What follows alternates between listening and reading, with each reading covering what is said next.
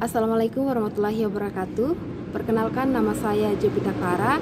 Saya moderator dari kelompok 4. Nah, kami ada 5 orang dalam kelompok ini.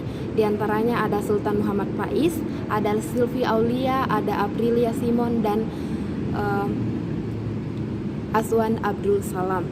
Nah, di dalam kelompok kami membahas tentang materi kebijakan pemerintah dalam pendidikan inklusif. Nah, dalam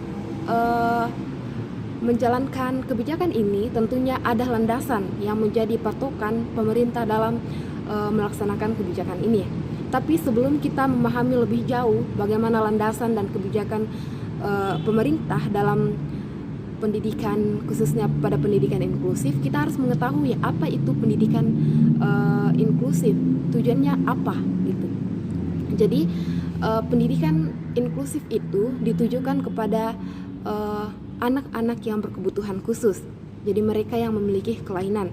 Nah, anak berkebutuhan khusus adalah salah satu anak yang mempunyai hak dalam memperoleh pendidikan. Mereka adalah anak yang memiliki kelainan dan berbeda dari anak-anak pada umumnya. Tetapi mereka juga memiliki hak untuk mendapatkan pelayanan pendidikan untuk mengembangkan minat dan bakat yang ada pada diri mereka. Nah, langsung saja mari kita simak videonya untuk mengetahui lebih lanjut landasan dan kebijakan pemerintah dalam pendidikan inklusif. Nah, dalam landasan pemerintah dalam pendidikan inklusif ada beberapa landasan. Di antaranya ada landasan secara filosofis dan secara yuridis dan empiris. Nah, di sini saya akan menjelaskan secara singkat tentang landasan secara filosofis itu sendiri. Nah, landasan secara filosofis itu di antaranya yang pertama berbunyi, pendidikan anak adalah hak mendasar bagi setiap anak termasuk anak berkebutuhan khusus. Jadi di sini ditekankan bahwa setiap anak memiliki hak yang sama meskipun mereka berbeda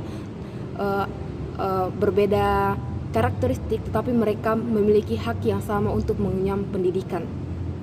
Nah, pada poin kedua, anak adalah pribadi yang unik untuk memiliki karakteristik, minat, kemampuan, dan kebutuhan belajar yang berbeda. Jadi tidak dapat kita pungkiri di keseharian kita menemukan anak-anak yang memiliki kelainan. Nah, ada yang kelainan secara fisik atau secara memiliki cara berpikir yang lambat. Nah, itu juga merupakan kelainan. Pastinya semua anak memiliki perbedaan dan karakteristik yang berbeda. Nah, disinilah dibutuhkan kemampuan seorang guru bagaimana dapat mendidik anak-anak secara inklusif dengan baik.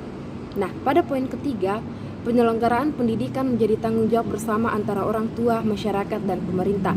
Nah, di sini harus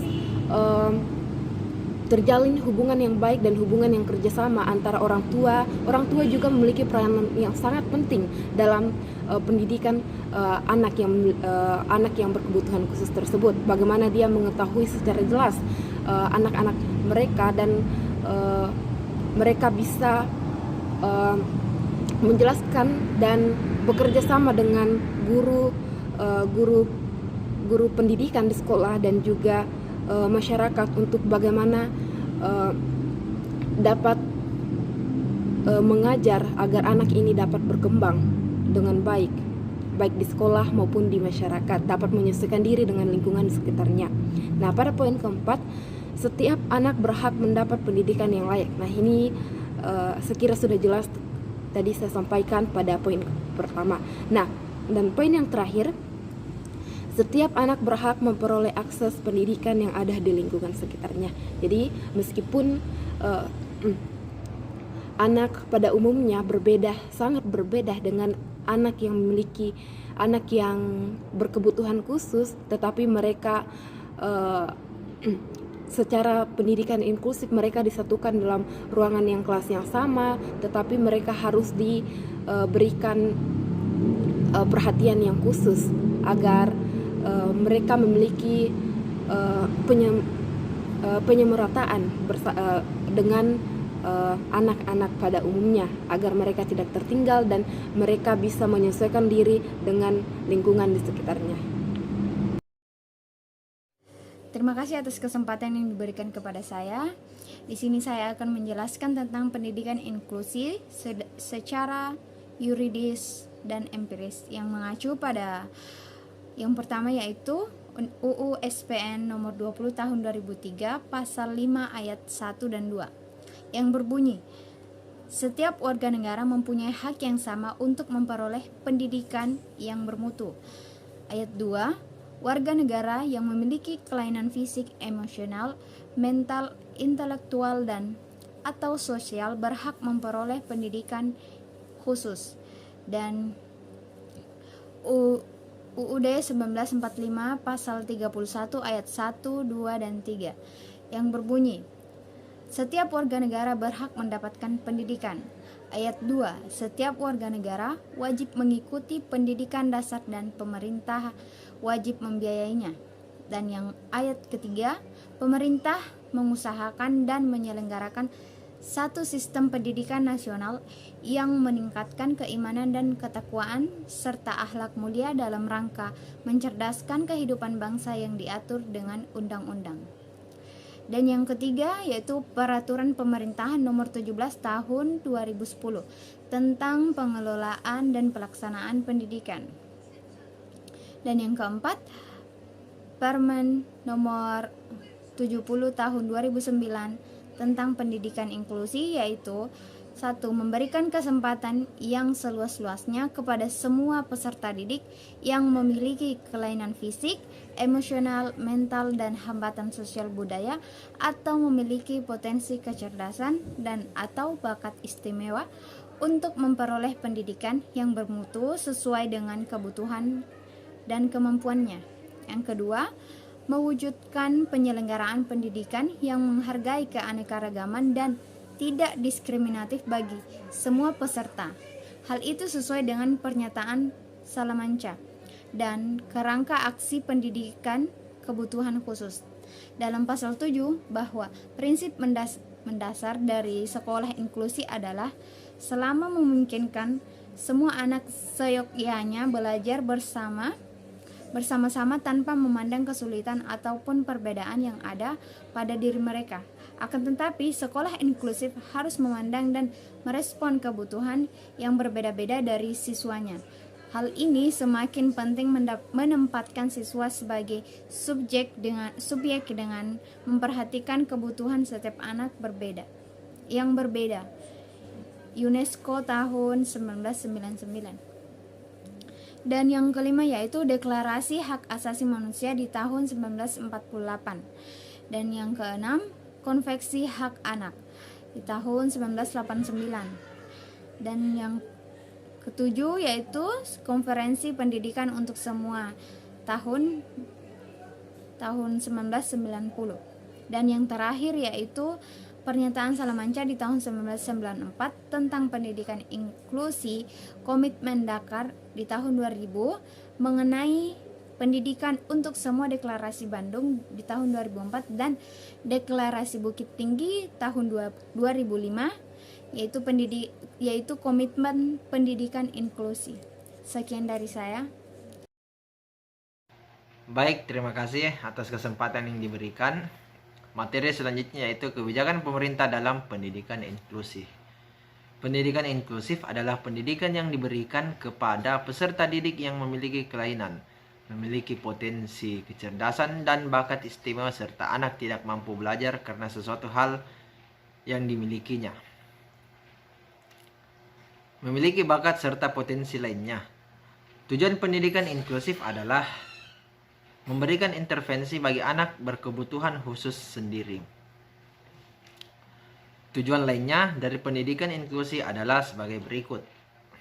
Yang pertama itu untuk meminimalkan keterbatasan kondisi pertumbuhan dan perkembangan anak dan untuk memaksimalkan kesempatan anak terlibat dalam aktivitas yang normal. Yang kedua yaitu jika memungkinkan untuk mencegah terjadinya kondisi yang lebih parah dalam ketidakteraturan perkembangan sehingga menjadi anak yang tidak berkemampuan. Dan yang terakhir, untuk mencegah berkembangnya keterbatasan kemampuan lainnya sebagai hasil yang diakibatkan oleh ketidakmampuan utamanya. Untuk mencapai perkembangan yang optimal, anak berkebutuhan khusus atau ABK membutuhkan metode, pelayanan, dan peralatan khusus terkait kebutuhan mereka.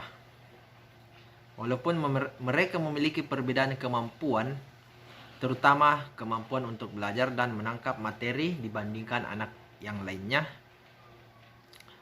atau anak yang normal secara umum, mereka tetap harus mendapat perlakuan dan kesempatan yang sama dengan anak normal pada umumnya. Mereka membutuhkan layanan yang bersifat khusus dalam pendidikan, agar hambatan dalam belajar dapat dihilangkan dan kebutuhan mereka dapat terpenuhi. Pendidikan inklusi pada negara maju salah satunya adalah Amerika.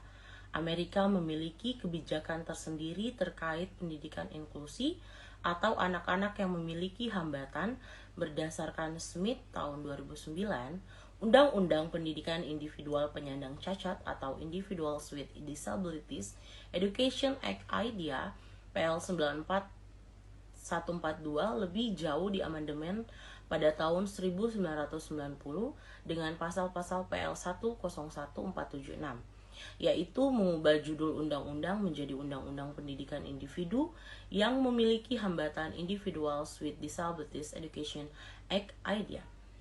Autisme dan traumatic brain injury dimasukkan sebagai dua kelainan atau disabilities. Sekolah-sekolah diminta memberikan layanan pengajaran transisi yang dapat mendorong langkah sekolah ke aktivitas pasca sekolah bagi siswa yang memiliki hambatan. Tiap siswa yang mendapatkan IEP dijamin akan mendapatkan layanan pendidikan transisi tidak lebih dari usia 16 tahun. Layanan konseling rehabilitasi dan kerja sosial dimasukkan sebagai layanan pembelajaran yang saling berkaitan, sehingga siswa mungkin layak dipilih di bawah undang-undang ini. Kebijakan pemerintah sebagai komitmen untuk mewujudkan penyelenggaraan pendidikan inklusif di Indonesia dapat ditandai dengan lahirnya undang-undang sebagai berikut. Yang pertama, UU nomor 4 tahun 1997, pasal 5 tentang penyandang anak cacat, Undang-Undang nomor 23 tahun 2002, pasal 48 dan 49 tentang perlindungan anak, Undang-Undang nomor 20 tahun 2003 pasal 5 ayat 1 sampai dengan 4 tentang Sistem Pendidikan Nasional, Surat Edaran Dirjen Manajemen Pendidikan Dasar dan Menengah Kemendiknas nomor 380-C.C6-MN 2003 tanggal 20 Januari 2003, Permendiknas nomor 70 tahun 2009 tentang pendidikan inklusif, dan PP nomor 17 tahun 2010 pasal 127 sampai dengan 142 tentang pengelolaan dan penyelenggaraan pendidikan. Baik, terima kasih atas kesempatannya. Di sini saya akan menjelaskan mengenai layanan yang telah diberikan oleh pemerintah Indonesia kepada anak-anak berkebutuhan khusus.